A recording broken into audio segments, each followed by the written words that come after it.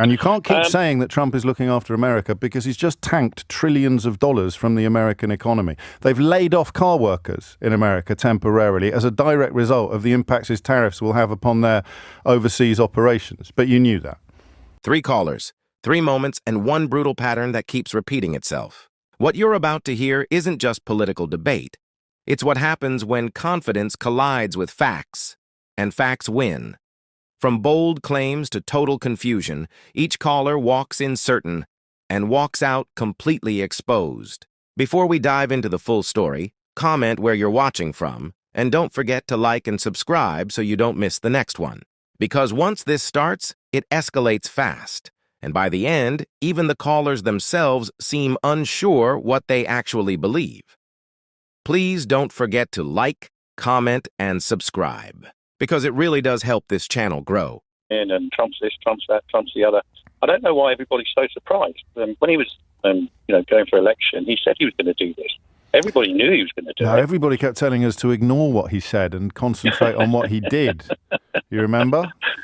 I do, but again, we've got short memories. When he was, in his first term, he said he would do a number of things, and he did. Well, he did. He said he was going to end the war in Ukraine on day one. He said the stock market would go up and he'd make everyone richer. You now have the Swiss investment bank UBS, widely regarded as a leader in this field, predicting an inevitable recession with growth GDP. We'll see. We'll see in time, but, this happened 2 days ago. My point's very simple. He said he was going to do this. He's done it. The emotion and the response is quite ridiculous, I think, in terms of, he will want deals. He wants to make a deal with people. This is his way of doing it. No, you don't need to like it. None of us need to like it. But name calling and saying he's this, that, and the other, I just don't think it takes anybody anywhere. You've been a bit woke, Paul. A little bit of name calling, a little bit of mischief, a little bit of fun. It keeps us all honest. I'm the least woke. Keeps the conversation fresh. Least woke bloke in the world. Yeah, I thought you might be. In the world. So, what should Starmer do in this context then? Well, I think the first thing is, it's 10%. I think that was probably better than the UK thought it was going to be. I think... no, it's exactly the same as every other country in the same situation as us. Yeah, except Europe. No, they're not in the same situation as us. They have a different trade balance, a different balance of trade. So any country with a comparable balance of trade to us gets the 10%. There's no special treatment there whatsoever. Okay, so that's where we are. Trump is looking after America. It's his country. It's not our country. You just said it's going to go into recession. Its own stock market. They've lost $2 trillion. How is that looking after America? No, I will, but you're going to have to address the question of how is a $2 trillion loss overnight looking after America? Well, he's talking 1 day, 2 days. Let's see what it's like in 3 months. Who knows? I don't know, and nor do you, and nor does anybody else. You just said he's looking after America, and I've just said he's just lost trillions of dollars. So in the context, so in the context of now, he's hitting America really, really hard. But at some unspecified point in the future, things might go really well. Did you vote for Brexit? Pardon? Did you vote for Brexit? I did. Yeah. And this was the same argument we heard then. Well, no, but Starmer is the leader of Britain. Hang on. Starmer's the leader of Britain. Because we are on our own, he can decide what the government decides to do in response to these tariffs. Now, he can retaliate. That's up to him. He's our leader. Yeah? He needs to look after Britain. Yeah, that's his country. And the Swiss need to look after the Swiss, et cetera, et cetera. It all goes around like that. Yes. Because that's what Trump's doing. So what do you think looking after Britain would look like? And you can't keep saying that Trump is looking after America because he's just tanked trillions of dollars from the American economy. They've laid off car workers in America temporarily as a direct result of the impacts his tariffs will have upon their overseas operations. But you knew that. Well, I know that, but I think, Rome isn't built in 2 days, and nor's the response. We're talking about 2 days. But this is Brexit again. Yeah, but you're talking 2 days. But I'm talking $2 trillion. You know the market's probably better than I do. When's the last time $2 trillion were lost overnight? US stocks plunged. I have no idea. But doesn't it matter, though, to your optimism, especially after your vote for Brexit went so badly? Doesn't this idea of sticking all your eggs in the things are going to be great at some unspecified point in the future, haven't you kind of got bored of that yet? I just think people are so surprised by something he said he was going to do. Yeah. And he's done it. Now, the response will be interesting. I think, he prides himself, if people want to call him a narcissist, he prides himself on being the art of the deal. What he wants to do is to negotiate. Well, he didn't write that book. Well, no, I know. You're right. Do you know what happened the last time they brought in tariffs like this? Oh, God, no, I haven't got a clue. But doesn't it matter, Paul? No, because I think that... No, I don't think it that's does. why I find conversations like this fascinating. You voted for Brexit. You're making all the same arguments about Brexit. Brexit was an undiluted catastrophe, but this one will go really well. Well, I'm not sure it is a catastrophe, was it? What's your favourite bit? Pardon me? What's your favourite bit? My favourite bit is, well, you've probably got a point, actually. It's about controlling entry and exit from the country. How's that worked out for you? That's probably, you have a point. Yeah, and we could, of course, have controlled it a lot more robustly before you voted for it. So the thing you voted for has been a catastrophe. The reason why you voted for it has got immeasurably worse, but you believed things would be brilliant at some unspecified point in the future, and here you are making exactly the same arguments about Donald Trump. Well, no, what I'm saying is, I think... No, hang on. I have hung on. It's about the people. It's about the people, who are leading, this country. Yeah, and it should be very easy for this country to control its borders. They don't, because the government before and this government are useless. See, I have a theory that everybody who likes Trump and Brexit is obsessed with immigration. And here you are talking about $2 trillion losses that America has taken overnight, saying, hey, wait and see, it might all turn out to be brilliant. But what you really, really care about is immigration. No, I don't. I think I care about it. Why'd you bring it up then? Well, you brought it up. I didn't. No, I didn't. I asked what your favourite bit of Brexit. I asked what your favourite bit of Brexit was. I asked what your favourite bit of Brexit was. I gave you an example. You're right. Yeah, but no. So, what is your actual favourite bit of all the things that have happened? Yeah, and Brexit has played out, which is why the parallel is so interesting. So, of all the things that have happened, what's your favourite bit?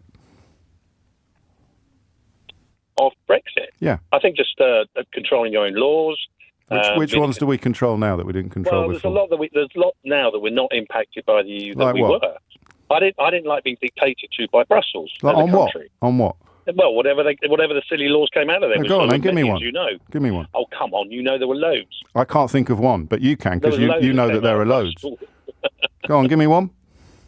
Don't be silly. Give me one law. Out of Brussels. There were loads out of Brussels. Give me one. Why is that funny? Lots. You voted for it. There are lots, and you can't name one. Well, Brussels, we didn't have control of our own laws. For example? I can't think of an example. Well, I'll wait. Pardon me? I'll wait. You'll have a long way. I can't think of an example. No, but you're bound to be able to, because there's loads. Paul just told me.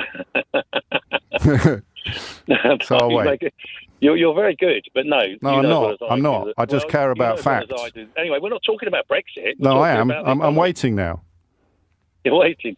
The economy, let's wait and see. No, tell me the thing that's gone really well. You said the law that you're pleased about. My point is, let's wait and see. I think many countries... I'm waiting to see what law you're going to tell me about. Hang on. Well, we'll negotiate, and Starmer can negotiate for the Britain. Don't change the subject. Not for Europe. Don't change the subject. Paul. He can negotiate. Paul, time for one of your wry chuckles, I think, Paul, isn't it now? Time for a wry chuckle? I'm still waiting for the law, of which there are loads. Well, one of the great benefits is that now we're in this situation. What about bendy bananas? Now we're in this situation. 3-pin plugs? Can negotiate for Britain. Wrapping your fish and chips in newspaper. What's the law you're happiest that you don't have to obey anymore? In this situation, one of the greatest benefits is that Starmer can just say there aren't any, Paul, because everybody listening knows. Well, this is a great one, isn't it? Go on. What's your law? Example. What's the law? Well, no, hang on. No, I'm not. I've hung on for long enough. What's the law you no longer have to obey that justifies your Brexit vote in 2016? Well, I'll turn it around so answer the question. No, you can't. So you have to ask. No, you can't. Just answer the question. Europe are not going to negotiate for us. We're going to negotiate for ourselves. That's the difference. It's 10:45. First of all, before I make my point, I want to say I'm not a fan of Trump. Okay. I want to make that clear before I start. You don't have to, but I understand why you want to. Okay. So you're asking why people aren't making up a big fuss about him going back in the White House? Well, why they don't care? They don't care, my mate. I'll tell you, because they've got their own problems. Now you're making some very strong points morally, and I agree with you actually. But the point is, right now, he's the best man for the job. I know, I'm not saying he's a good person, I'm not saying he's got a good character or anything like that, don't get me wrong, but practically he'll speak to Putin, hopefully sort this business out in Ukraine. And as you say, people are worried about food, they are worried about the price of petrol, they are worried about the bill. But why? I mean, let's take Putin into it then. You're talking about people who admire the attributes that Putin has. Yeah, this is what I mean about Western values, sacred and inviolate, I thought, values. And I appreciate, I'm happy to sound naive. I think it's important to sound naive sometimes. We're not supposed to like dictators. I'm not talking about the next election. The election is just one. I'm talking about the knowledge that he tried to steal the last one by encouraging Americans to kill Americans. Yep. How can you not care enough about that? I don't care how invested you are in the war in Ukraine. The man that seeks to lead the country encouraged Americans to kill Americans so that he could steal an election. Right. And I'm not saying at any point he's a good person. No, I know you're not. The point is, right, I know you're clever, right, and I like your show, but James, you're not a politician. You're very good on the radio, my old mate. And, you know, this doesn't mean anything. I'll ask you the question again. Why do people not care about a man who encouraged Americans to kill Americans trying to steal an election from the Americans? Because he's the best man for the job. Well, that doesn't mean anything. It does, though. It does to them. It might not to you, and I know you're educated and clever. It might not to you. Keep saying this stuff, because, I mean, it might not to you either, because you've said yourself that you're not a fan of Donald Trump. So you're speculating about a constituency of people that includes some of the richest people in America. Yeah. So because he appeals to the poor. You haven't answered my question. He's the best man for the job. Was Hitler the best man for the job? Well, no, but he was the only man for the job. I mean, Hitler was the best man for the job, mate. That's what people thought in 1930s Germany. And they were wrong. But I'm not saying that, and they were wrong, weren't they? And people are probably but the problem is right now, you've got Biden, who, God bless him, isn't competent, is he? Biden's wasn't even in the election battle. So you are saying the same thing that people would have said in 1930s Germany. You're just not quite ready to admit it yet. No, you can't compare him to Hitler. Of course I can. He tried to get Americans to kill Americans to steal an election from Americans. He mounted a violent assault on democracy itself. Who would you compare him to? Well, I couldn't compare him to Hitler because you've gone too far. Because Hitler was one of the most evil people who's ever lived. He killed, what was it, 6 million Jews? No, in the 1930s. With 1939, when the Second World War started. Compare him to 1936 Hitler. Compare him to 1935. I mean, what is it? You steal elections and you encourage Americans to kill Americans so that you can stay in power after you've been voted out. But he's the best man. He's the best man for the job. In a way, I don't think you're wrong. I'm just struck that you're reluctant to follow your own logic all the way to all the other hideous dictators in the recent past, or even in the distant past, who were considered to be the best man for the job. Did any of them ever turn out to be, Lewis? Can you think of any violent dictators who did turn out to be good for the country that they ran? Well, no. But you haven't got. The thing is, okay. No, it's all right. At least you're honest. But everyone thought they were the best men for the job as well. I don't know where the penny drops. I don't know where the scales fall from the eyes. I just want to say I'm actually a fan of Trump, and I think there's a lot of stuff in the media which are lies. Go on. I know yourself. You're obviously anti-Trump. No, go on. What are the lies that you're unhappy about? Well, no, I just think you even said this morning, you said it's okay for him, what is it, the quote you used, it's okay to be racist again? Yeah. Okay, so how do you draw that conclusion? He accused Barack Obama of not having been born in America and lying about his birth certificate. So how's that racist? Birtherism is racist because Barack Obama is well, you can't. I mean, you can talk over me if you want, Stephen. But okay, no, you crack on. There have been previous presidents that have actually been white that have also not been accused of being born in America. So was that also racist? No, of course it wouldn't be racist. Who was that, by the way? I think a president from 1880. It goes back over No, come on. You're on national radio. You've got your ducks in a row. Tell me about the last time an American president was accused of not being born in America. I've forgotten the names. But don't be silly. Don't tease me. Of course you haven't forgotten the name. You wouldn't come on the radio and say something and then immediately fall apart in response to the first question you're asked. It's not falling apart. Okay, so let's go back to the lies that have been told about Donald Trump. Which one would you reach for first? Well, the one that you just said, it's okay for the racist to come out. Well, we've just demonstrated he's very popular with racists, Stephen. I think we can all agree on that. Well, he's not popular with racists. So it wasn't white nationalists that invaded the Capitol last week, then. Steve Bannon, his key advisor. Steve Bannon, his key advisor during the presidential campaign, who's now been pardoned for ripping off Trump supporters. He didn't say you should wear the accusation of racism like a badge of honor. Well, that's his quote. I mean, if that's what he's saying. But the fact that you can't just say then that everyone that marched on the Capitol is racist. I didn't. I said they were white nationalists. Well, you're also portraying that. So let's go back to the lies, Stephen. Let's go back to the lies that the mainstream media in America has told about Donald Trump. Well, I've just told you the fact that he's racist. Well, we've just proved that he is. But because he's questioned someone's birth certificate, that makes him racist. No, because he questioned a black man's birth certificate, knowing that it was absolutely untrue. So that would be called a racist lie, which is encouraged to make people who are uncomfortable with Barack Obama's skin colour believe something that's not true about him, because it then undermines the legitimacy of his presidency. So briefly, because it's not going great, but I'd like you to stick around for a little bit longer. What is it you liked about him, Stephen? I think that he come out and spoke a lot of the truth on stuff. Yeah, what stuff?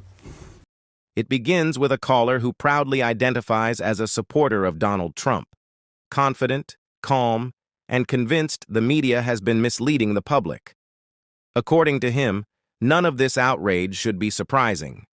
Trump said what he would do, and now he's doing it. Fair enough, until the facts start rolling in. The host immediately pushes back, pointing out a pattern of promises versus outcomes. From bold economic guarantees to ending global conflicts overnight, the reality isn't matching the rhetoric. And when major financial institutions like UBS begin warning of recession, it raises a serious question. If this is looking after America, why are trillions disappearing from the economy almost overnight? That's where things begin to unravel. The caller leans on a familiar argument. Wait and see. Not today, not tomorrow, but somewhere in the future, everything will make sense. Sound familiar? It should, because that same logic was used during the Brexit campaign, a promise that things would improve eventually, even if the present looked shaky. And then comes the turning point. When asked to name a single concrete benefit, just one, the confidence fades. The arguments become vague. The examples disappear. What started as certainty slowly turns into hesitation, then into deflection. Because here's the uncomfortable truth. It's easy to defend an idea in theory. It's much harder to defend it when specifics are required. And in that moment, the conversation stops being about politics and starts revealing something deeper.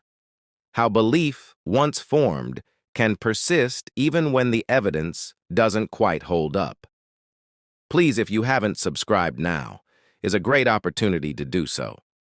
Thanks for watching, and see you in the next one.